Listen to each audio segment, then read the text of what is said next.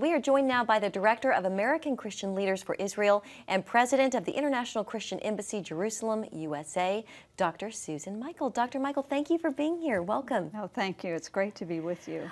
So you and faith leaders are here in Washington this week to really rally support for Israel. What's your message to these lawmakers? We want them to know that the support of Israel is not just a Jewish issue, it's not just a Christian issue, it's both, and it's an American issue. And so we're here to join forces and to show a united front in support of Israel and also in combating anti-Semitism. Are you meeting with them? What does your work look like this week? Tonight we have a gala dinner where we'll all be together and begin relationship building with our groups from states and congressional districts. And then tomorrow we go on Capitol Hill. We have almost 100 appointments tomorrow, where each appointment is attended by a group from that state or that district. And that they are showing that in each group there's Jews, there's Christians, there's rabbis, there's pastors, and that they are there to advocate for Israel together. We have other meetings on Wednesday. We have a session just for Christian leaders to educate them about the rising anti-Semitism and what they can do at the local level to combat it. You mentioned the rise in anti-Semitism, around the world. At the same time, lawmakers, there is a bill that they're trying to pass, but they're having some difficulties doing that. Lawmakers from both sides, they don't like the definition of anti-Semitism.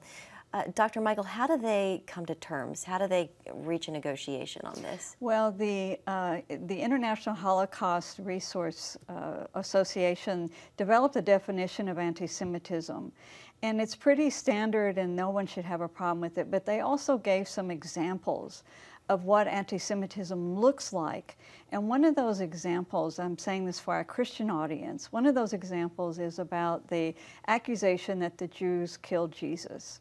And there has been pushback against that by some of the Christian lawmakers, saying that is outlawing the New Testament, and that is not at all what it's talking about. It's not talking about the historical narrative that we read in the scriptures about the death of Jesus and who may have been responsible.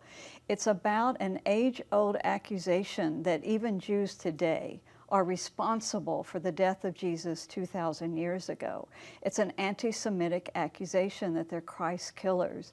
So I think that that's just one example that some of this needs just greater explanation and understanding of these accusations against the Jewish people. I'm curious what you see as the biggest threat facing Israel today. Well, the greatest threat facing Israel is Iran.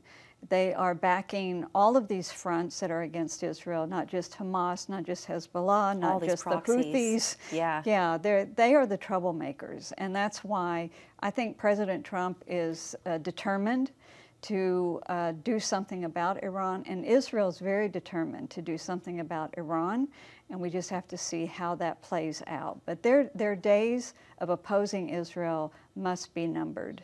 Yeah, so some recent polling from Pew shows Americans souring a bit on Israel. 53% saying they have a somewhat or very unfavorable view of Israel. That's actually up 11% from 2022. What do you think is behind that?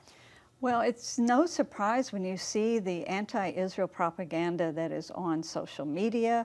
We have it in our universities and college campuses. So I think those numbers reflect the younger generations, and they are not as pro-Israel as our older generations have been. And I think that's what the poll is reflecting. How do you think we change that? Well, we have got to educate, educate, educate.